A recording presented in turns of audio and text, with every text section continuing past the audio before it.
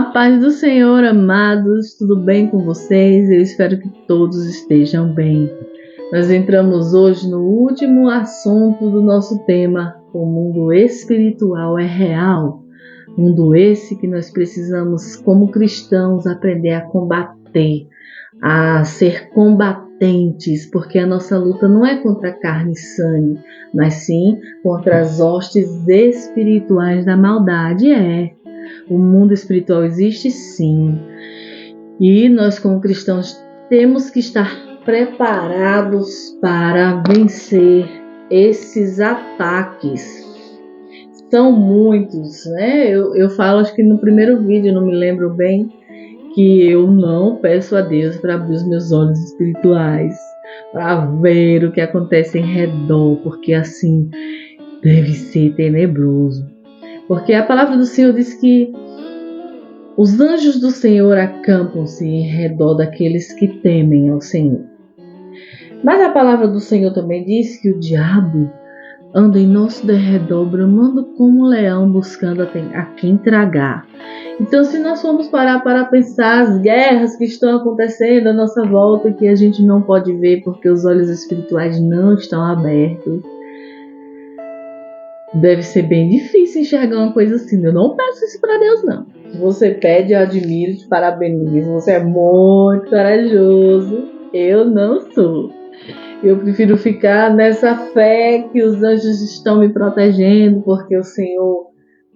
Eu temo ao Senhor pela misericórdia de Deus, e os anjos do Senhor estão acampados em meu redor, em redor da minha casa, da minha família. Não estamos aqui. Mas certo é que nós precisamos estar com os nossos olhos espirituais abertos. E a palavra de Deus nos orienta, né? Como cristãos, nós temos tarefas. Nós vamos falar um pouquinho dessas tarefas, desses sinais dos crentes hoje, né? Mas antes disso, quero te convidar para orar, tá bom? Vamos falar com Deus. Senhor, te agradecemos por nos amar, te agradecemos por ter dado seu Filho para morrer por nós, te agradecemos por não nos deixar, Senhor, por não se esquecer de nós, te agradecemos porque a tua palavra diz que o Senhor nem dorme para cuidar de nós, te agradecemos porque o Senhor nos orienta com a tua palavra. Deus nos ensina a ser fiéis ao Senhor, a te agradar, a te servir em espírito e em verdade. Nos ensina a cumprir as nossas tarefas como cidadãos dos céus. Deus, que nós venhamos aprender mais de ti e nos santificar mais para lutar contra as hostes espirituais da maldade. Pai, abençoa cada lar que esse vídeo alcançar, abençoa o meu lar também. Em nome de Jesus, nós já te agradecemos por tudo, meu Senhor. Amém. Então, irmãos, como cristãos, nós temos que dar alguns sinais, né? Em Marcos 16, o versículo 15 a seguir, diz assim: Ide por todo mundo, pregai o evangelho a toda criatura. Quem crer e for batizado será salvo, mas quem não crê será condenado. E estes sinais seguirão os que crerem. Em meu nome expulsarão demônios, falarão novas línguas, pegarão nas serpentes, e se beberem alguma coisa mortífera, não lhes fará dano algum. E imporão as mãos sobre os enfermos e os curarão. São sinais dos crentes, sinais que nós como cristãos precisamos mostrar para que o evangelho seja de credibilidade, porque se nós cremos na cura, nós como cristãos, amantes da palavra de Deus, se nós cremos na cura é porque nas escrituras nos mostra que o nosso Jesus curou, né? Então, Deus é o mesmo, e Ele opera ainda como operava antigamente, hoje nesses tempos, e vai continuar operando, porque Ele é Deus. Nós é que mudamos. Deus não muda, ele é imutável. Nós, que como seres humanos, é que mudamos. As Escrituras elas ensinam claramente que Cristo quer que os seus seguidores operem milagres ao anunciarem o Evangelho do Reino de Deus. Veja, em Marcos 3, no versículo 14 e 15, diz assim, ó: E nomeou 12 para que estivessem com ele e os mandasse a pregar, e para que tivessem o poder de curar as enfermidades e expulsar demônios. Mais uma vez eu quero dizer, que eu falei no vídeo anterior, mas isso não foi para os discípulos, não? Não. A palavra do Senhor diz que os sinais seguirão aos que crerem. No Lucas 9, versículo 2, Jesus enviou os discípulos a pregar o reino de Deus e a curar os enfermos. Você vai lá em Lucas 10, versículo 17, você vê os discípulos chegam numa alegria só, dizendo assim a Jesus, deixa eu ler aqui para você. E voltaram os 70 com grande alegria, dizendo: Senhor, pelo teu nome até os demônios se nos sujeitam.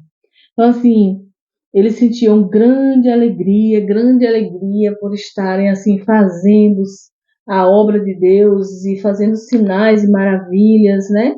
Apesar de que o Senhor diz: não vos se alegrem com isso, mas estáis alegres pelo vosso nome, está escrito no reino do céu. É escrito lá no céu. É mais importante que nosso nome esteja escrito lá, porque é para lá que nós vamos e nós precisamos manter a nossa fé, a nossa comunhão, a nossa santificação para vermos ao Senhor. Mas esses sinais realizados pelos discípulos verdadeiros confirmavam a mensagem do Evangelho, que era genuína, que é genuína, que o reino de Deus chegou à terra com poder e que Jesus, vivo e ressurreto, está presente entre os seus, operando através deles. João 10, 25. Vamos para João 10, 25. Olha, irmãos, eu li para vocês que Lucas 9, 2, Jesus enviou a pregar o reino de Deus e a curar os enfermos. Essa foi a primeira vez que Jesus enviou o seu grupo central dos discípulos para representá-lo com suas ações. A principal missão daqueles 12 discípulos era difundir a mensagem de Cristo. Essa também é a nossa missão. Era a missão deles, mas após a ressurreição de Jesus, passou também a ser a missão das nações. É a nossa missão difundir o Evangelho. A ordem de Jesus é pregar o reino de Deus, né? E essa ordem ela inclui a curar os enfermos, expulsar os demônios, né? Romper o controle do maligno na vida das pessoas. Nós precisamos apresentar esses sinais, porque os sinais eles seguirão aos que creem. A principal mensagem é difundir o Evangelho, certo?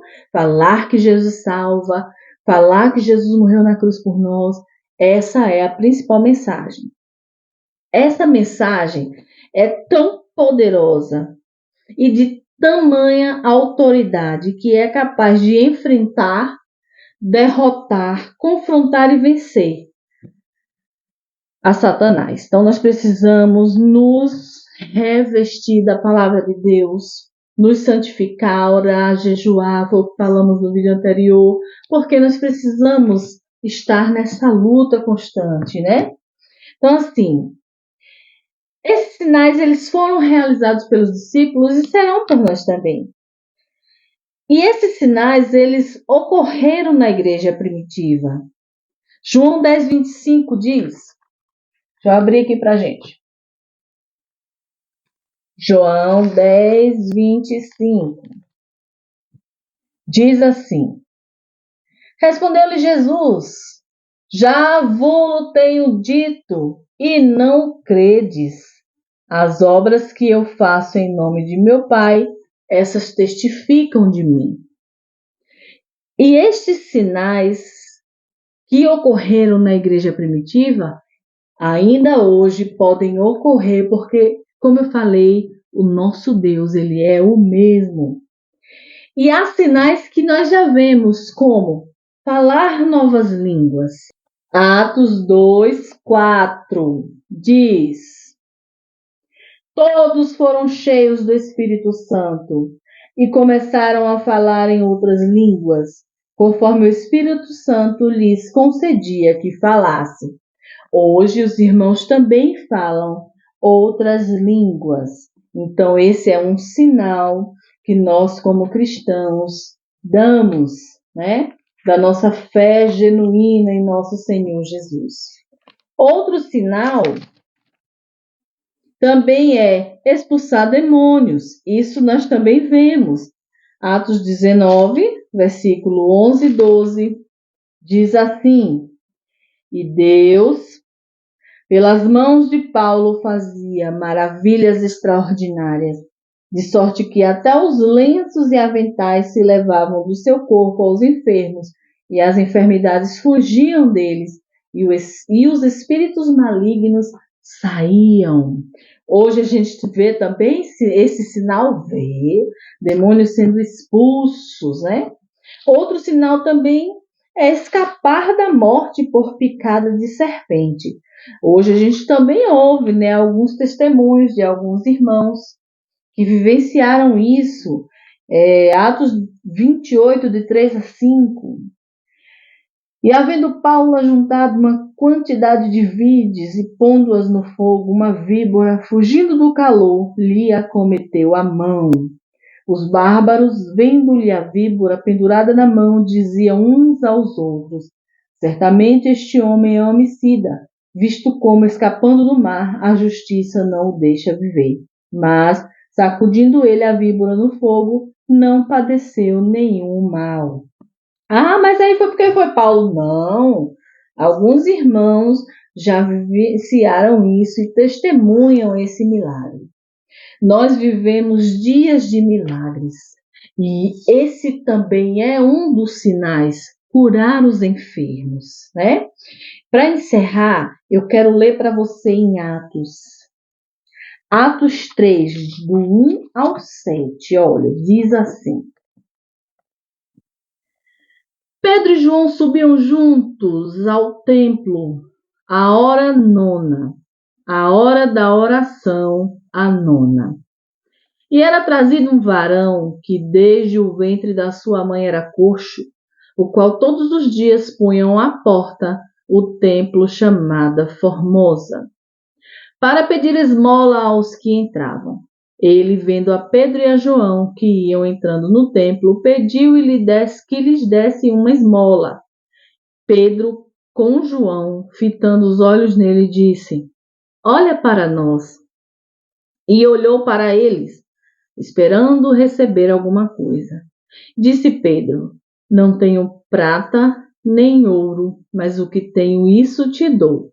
Em nome de Jesus Cristo, o Nazareno, levanta-te e anda. Glória a Deus.